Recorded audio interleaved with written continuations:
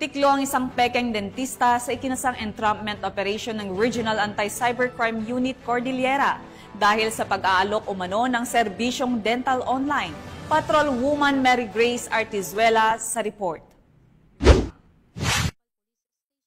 Isang 28 anyos na lalaki na kilala sa alias na Onyok ang inaresto sa Baguio City matapos maaktuhang nagsasagawa ng serbisyong dental sa loob ng kanyang inuupahang kwarto sa Crescencia Village na walang kaukulang permit at lisensya.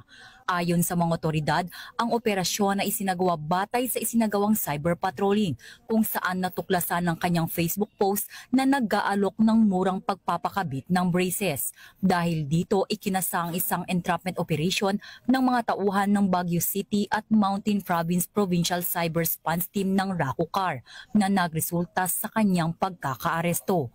Nakumpiska mula sa suspect ang mga gamit na karaniwang ginagamit sa pagpapakabit ng braces.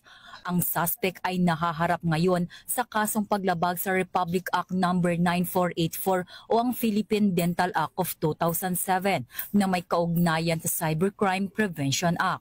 Kasalukuyan siyang nasa kustodiya ng RACUCAR para sa dokumentasyon at tamang disposisyon ng kaso.